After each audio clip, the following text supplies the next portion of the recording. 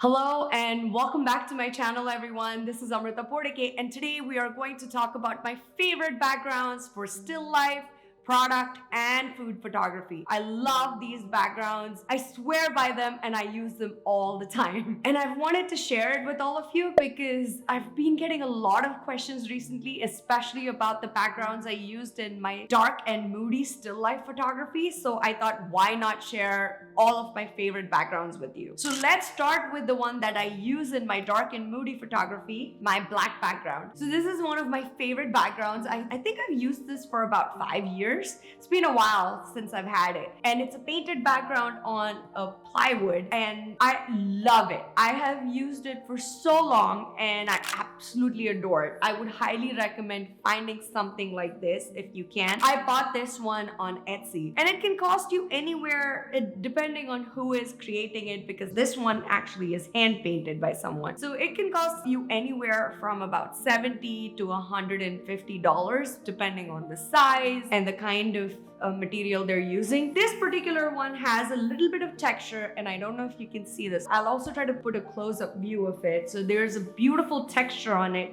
And the most important part, which you should remember, is make sure it is matte. You do not want a glossy background unless that's the look you're going for. But if you've seen my dark and moody photography tutorial, this is the one I use. I love it when it's matte because it doesn't reflect the light that I don't want it to reflect. If I want, I can always get a reflective surface or a mirror to reflect the image. And normally, most of my shoots are with this background itself. What I would do is I would set it up with another background that's a black backdrop on the bottom. And I'll talk about that one in a second. But before that, I wanted to show you my white background, which is from the same artist who created the black one for me. But this is white and gray. And I love how this one looks. Again, this is matte, so it won't reflect anything. And it's a 2x2, so sometimes I find this a little bit smaller, but this is perfect for creating still life photos, product shots, and even food photography. You don't need a larger area than that. If you do, then I would suggest going for a 2x3, which is easier enough to move, or then get a painted canvas or a cloth. But I love these hand-painted ones. If you're enjoying this video, don't forget to hit the like button. It helps the video a lot in the YouTube algorithm and it can help spread the video to a lot more people and can really help the community. Also, don't forget to hit the subscribe button and hit the notification bell so you'll be notified every time I post a new video. I am planning to create a lot more photography and gardening tutorials and I can't wait to share them with all of you this year.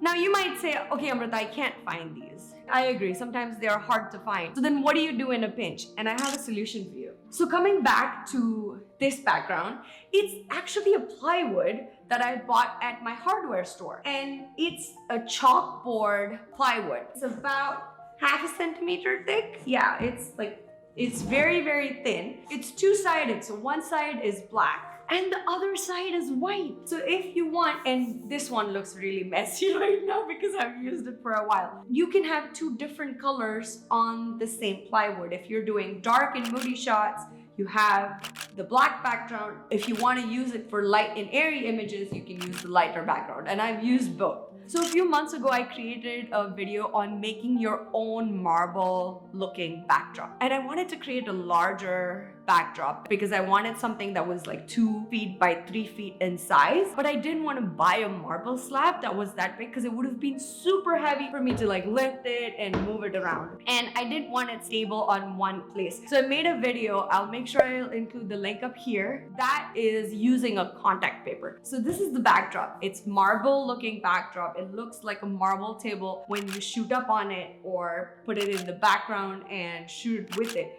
It's beautiful. It is lightweight. It's this thin plywood, which is 5 millimeters. It's like really, really thin plywood. And I bought it at a size of 2 by 3 feet. If you want a 2 by 2 feet one, you can get it cut at that size at the hardware store. I specifically wanted a larger one, so that's why I got a larger one. But the beauty about this backdrop is, so for now, I have one side with the marble backdrop. In the future, if I want to create a different kind of backdrop, you can use the same plywood and create a different backdrop on the back. How cool is that? I love that. So basically what that means is you don't need a lot of space. Even if you have 3 of these larger plywoods, you can have 6 different backdrops to use. So that's something I really love about this. And you can get different colors of contact papers if you want to do different colored shoots. You can get a black one, you can get a marble looking one, you can get shiny ones. There's so many different contact papers out there, so you can create different looks based on that. This is actually 2 by 4. So 2 feet by 4 feet, not 2 feet by 3 feet. Same with the other one. They are 2 feet by 4 feet in size. So another idea I had for a backdrop was to use a canvas. So this is a white canvas and it's gotten a little dirty now because I kept some of the backdrops on it. But it's essentially a white canvas, very easy to find in all of your art supply stores. And this one might be 2 feet by 3 feet, but this is another convenient option, super lightweight. You can lift it up and store it easily, and it's easy to find, and it gives you a plain white backdrop that you can use in photography. It's also matte, and if you want to use a colored backdrop, you can just paint this in any color you want and you have a colored backdrop to use. The next backdrop that I use quite a bit is my actual table. So this is the table I use, and I create a lot of shoots sometimes just with that table itself. So you can have a little bit of a weathered table. You can use any kind of gorgeous wood grain table that you have and create beautiful looks just based on that. None of the stuff in here is sponsored. So this is a table that I bought at IKEA a few years ago. And one of the biggest reasons I bought it for my studio was I had very little space and I wanted to make sure it could fold.